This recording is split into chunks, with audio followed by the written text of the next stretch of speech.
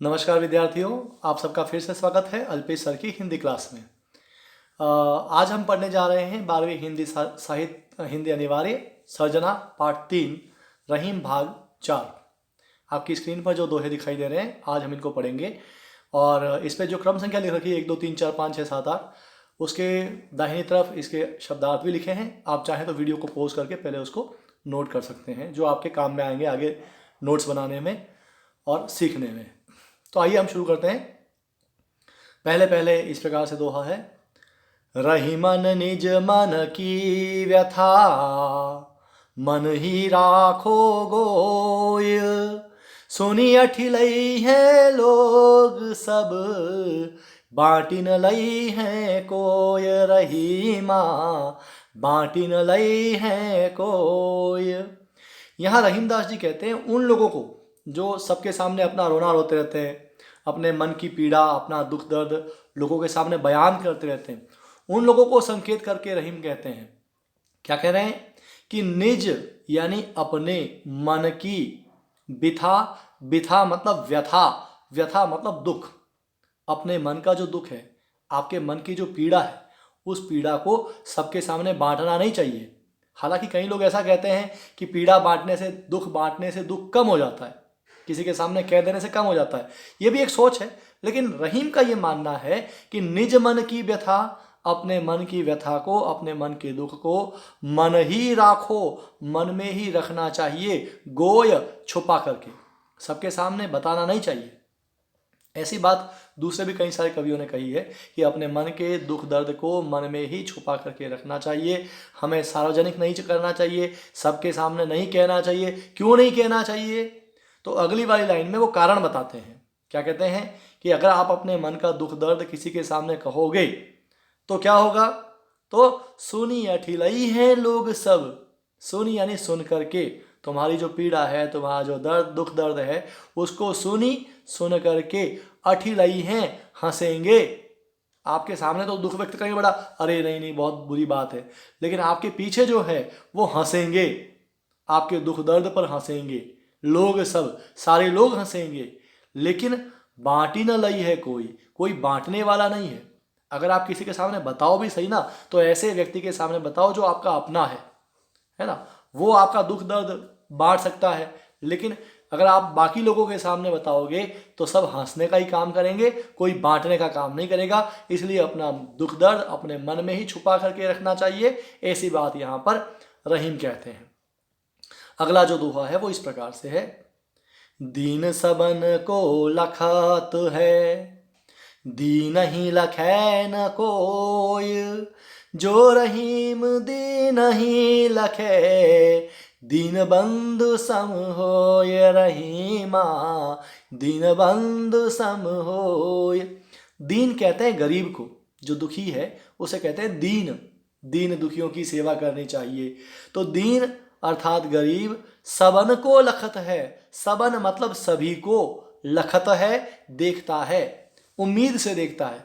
गरीब हर व्यक्ति की तरफ उम्मीद से देखता है कि यह मेरी कुछ मदद करेगा, वह मेरी कुछ मदद करेगा, लेकिन दीन ही गरीब को, लखे न कोई, कोई नहीं देखता। आप जानते हो ना, आपने सड़क पर देखा होगा, चौराहे पर देखा होगा, कई लोग बेचारे भीख मांगते हैं, लेकिन बड़ी गाड़ियों में बैठे लोग उनकी तरफ नज़र भी नहीं डालते, या उनको इग्नोर करके निकल जाते हैं, उनको टालते हुए निकल जाते हैं। तो गरीब तो सबको देखता है, उम्मीद से देखता है, लेकिन गरीब की तरफ कोई नज़र डालता नहीं।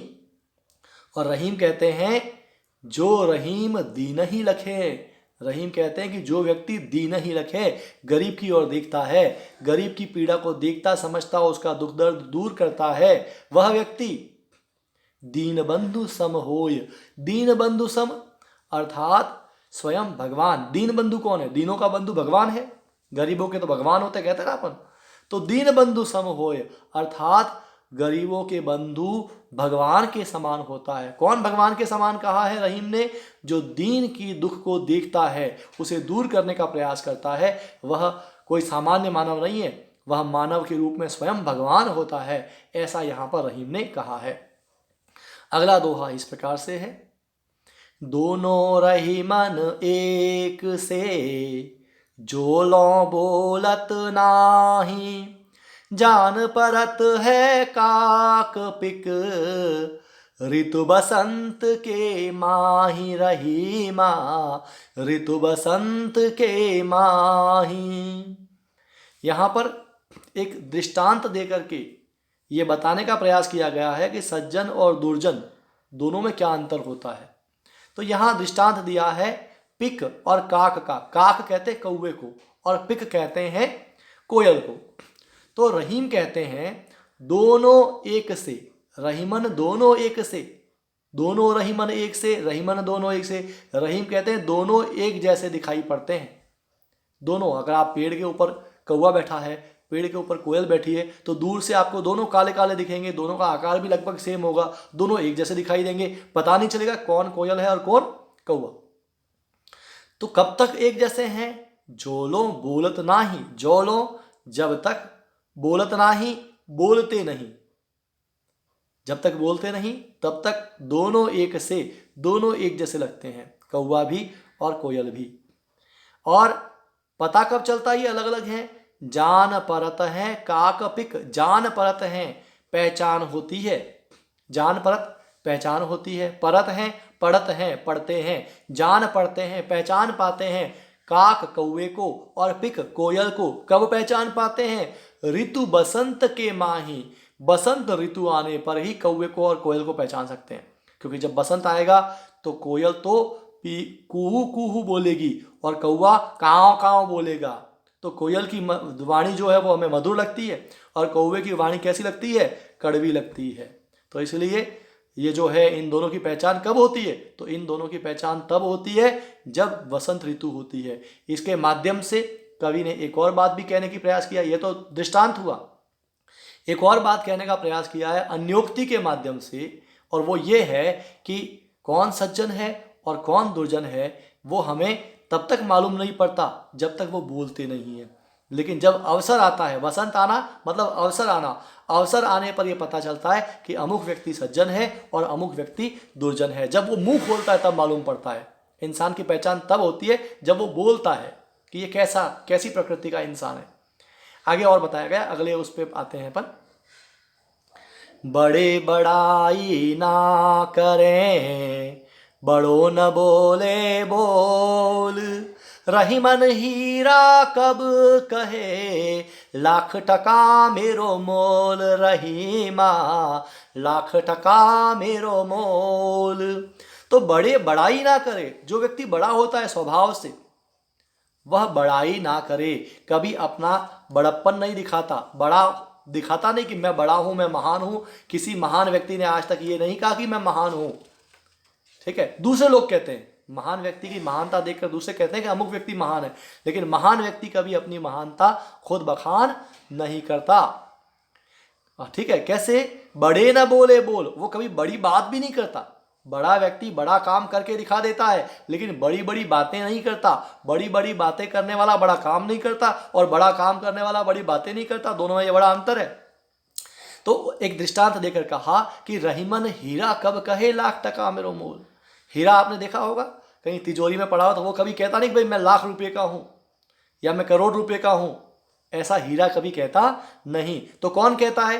भाई जो उसको परखने वाला खुद कहता है, व्यापारी कहता है कि भाई ये इतने रुपये का है। तो इसलिए जिस प्रकार से हीरा अपनी कीमत खुद अपने मुंह से नहीं बताता, वैसे ही बड़ा व्यक्ति अपनी बड़प्पन या अपने बड़ाई को स्वयं अपने मुंह से नहीं कहता। ये विशेषता यहाँ पर बताई है। इसके माध्यम से ये कहने का प्रयास किया गया है कि अगर आप महान हो तो आप अपनी महानता का बखान अपने मुंह से मत करो, दूसरों को बोलने दो। जब दूसरे आपके बारे में कहेंगे कि आप महान हैं, तभी आप महान हैं, तभी आप बड़े हैं, तभी आप अच्छे हैं, तभी आप गुणी हैं। जब तक ये नहीं कहा जाता तब तक आप चुपचाप रहिए और अपना कर्म करते रहिए। अंतिम जो दोहा है वो इस प्रकार से है। बिगड़ी बात बने नहीं, लाख करो किन कोई, रही मन फाटे दूध को, मथे न माखन होय, रही माँ मथे न माखन होय। तो एक बार जो चीज बिगड़ गई ना वो बिगड़ गई। बात बिगड़ना और बात बनना दोनों विलोम शब्द हैं। बात बिगड़ना मतलब कोई काम आप करना चाहते थे उसमें गड़बड़ हो गई, अब वो बात बिगड़ गई। और बात बनना मतलब जो काम आप चाहते थे वो काम वैसा हो जाए, तो उसे अपन कहते हैं बात बनना। तो रहीम कहते हैं बिगड़ी बात बने नहीं। एक बार बात बिगड़ गई, बिगड़ी मतलब बिगड़ी हुई बात, बने नहीं वापस बनती नहीं। आप लाख कोशिश करो, लाख करो, लाख कोशिश कर लो कि ना, क्यों ना कोई लाख कोशिशें ही क्यों ना कर ले, किंतु बिगड़ी हुई बात वापस बनती नहीं। कैसे? तो दृष्टांत देकर के बताया कि रहीमन फाटे दूध को मथे न माखन होए। एक तो होता है दूध का जमना और एक होता है दूध का फटना। दूध जमता है तो दही बनता है, दही को अपन बिलोते हैं, मथते हैं तो मक्खन बनता है, मक्खन से घी बनता है। लेकिन जो दूध फट गया वो न तो पीने के काम आता है और न ही कोई पकवान बनाने के काम में आता है। मतलब खास करके मक्खन नहीं बनता उसका, भले आप रसगुल्ले बना लो वो अलग बात है, लेकिन जो दूध फट गया उसका मक्खन कभी बनता नहीं है, मतलब वो उपयोगी नहीं रहता। तो एक बार जो बात बिगड़ गई उसे आप कितना ही मथने का प्रयास करें, सुधारने का प्रयास करें, वो सुधरने वाली नहीं है। तो इस प्रकार से रहीम ने के ये जो सभी दोहे हैं, सभी नीति के दोहे हैं, इन्हें हमें अपने जीवन में अपनाना चाहिए और इनसे जो भी उपदेश मिलता है उसे हमें अपने जीवन में ग्रहण करना चाहिए। तो आज के लिए इतना ही। आपको अगर ये वीडियो अच्छा लगा हो तो इसे लाइक करें, अपने दोस्तों के साथ शेयर करें और हाँ, सब्सक्राइब करना बिल्कुल ना भूलें। धन्यवाद।